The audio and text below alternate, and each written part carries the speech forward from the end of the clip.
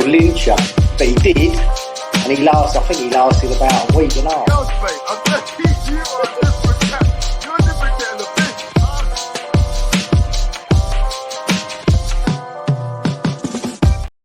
All hail David Moyes. All hail David Moyes. Just having a little bit of jesting with you. But essentially, do you know what? Why the hell not? The guy is still at the top of his game. People call him a dinosaur. But you know what? He's still there rocking and rolling in the Premier League. And he's doing a job. He is doing a job for West Ham. He comes in for some amount of criticism. I've tried my best to waver on the side of caution when I've kind of tried to judge the situation. And very rarely over last season did I step over that kind of 50% barrier and think that Moyes had to go. I think I felt like benefit of the doubt was always going to be given, and that is exactly what's been happened here. And to give us the most successful campaign after campaign, qualifying for Europe, winning the Conference League, qualifying again, and then being involved in the Europa draw yesterday is all these things that add excitement to supporting the club that we do. Being involved is the key element. Being competitive is the key element. And I think David Moyes has gone under the radar, particularly this summer, for the acute business he's done in the transfer window. People might not be happy that we've not brought in a couple of more bodies, but essentially when you lose number 41 and you replace him with some real good quality, I mean, let's not beat about the bush when it comes to Edson Alvarez. I thought he had a phenomenal performance and he was only at 75% in my honest opinion. I still don't think he's at 100%, but if that's what he's given us at 75%, then the world is his oyster at West Ham. A really nice piece and shrewd piece of business. Many people called David Moyes out for pushing to get JWP over the line, but look how that's turned out for West Ham. The boy goes and creates chances, creates opportunities, and can create something from absolutely nothing. Not just from the ability to be able to create, but what he does all round on the park. The boy is a baller, and that sits on David Moyes. Every decision, every player that comes through the door, they might have this kind of mantelpiece of four people together trying to make a decision to come up with the conclusion, but essentially everything's got to be signed off by David Moyes. I still never thought I'd be sitting here saying to you, this is where I'm at in terms of where West Ham are. I certainly didn't think West Ham would be top of the league like we are, but after winning the Conference League, he believes, listen, so many people talk about walk away on your high horse, walk away with giving West Ham that trophy. But there's a reason why David Moyes hasn't walked away, and it's because he believes in the squad. It's got to be. There can't be anything else in it. It can't be. Because if you're at the stage that you're at, why would you walk away? To me, you're like, well, the easy option is to leave the club and retire a winner. But he probably looks at the squad right now, and you can see that by the results we've had earlier in the season so far.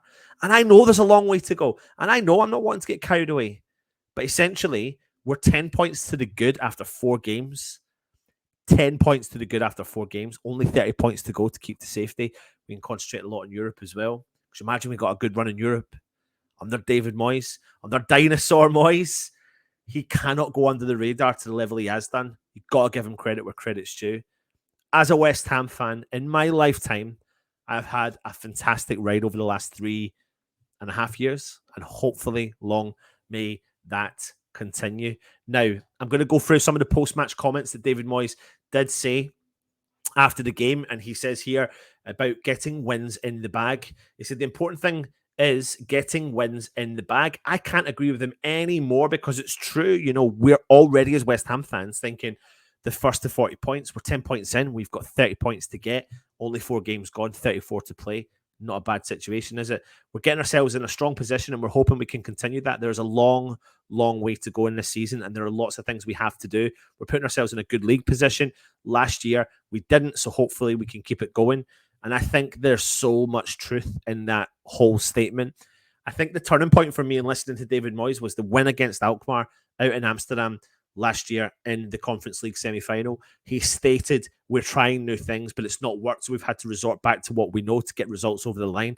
And that is how he got West Ham into the final, and that's how he got West Ham to win the final and got West Ham to be safe. Now we've got players that have bedded in from last season. We've brought real quality into the squad. Let's hopefully see if we can kick in gear. We're talking about an Edson Alvarez who's not at 100%, who's still giving and churning in these performances. You've got Kudos, who came on for 5 minutes last night, who looks like a really exciting prospect.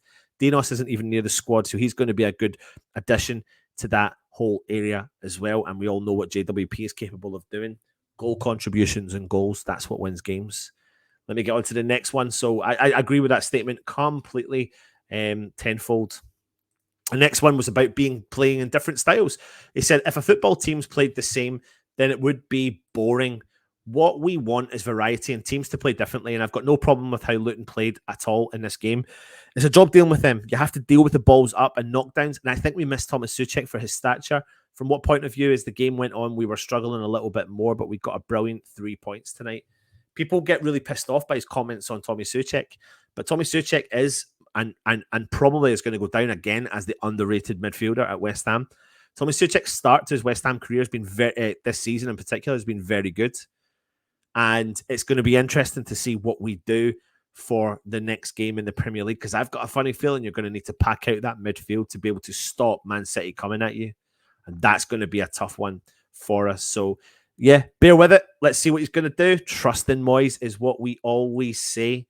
Next is about the quality at West Ham. He said we needed the quality balls in for our goals. The first goal was a really good ball from Lucas Paqueta, and he got us a good goal.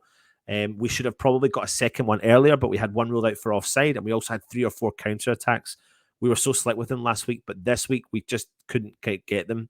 I praise Luton for working hard and to get back into it, but we were a threat in the second half, and at the moment we got the second goal, we thought the game was probably over. Obviously, it wasn't, because Luton got their goal, so it was a bit scary for the last couple of minutes, but we had control and we deserved the victory. And I wholeheartedly agree with what David Moyes has said there. We completely did deserve the victory. We ran our luck a few times. We dominated possession, which is something we don't do, but it's a different style of play, a different outlook to life. A lot of side balls, but it doesn't matter. It's a results business, and that's exactly what we should care about at the end of the day, especially when we're getting results year in and year out. He then spoke about form. He said, I'm more thrilled for players because we've introduced a couple of new boys this month.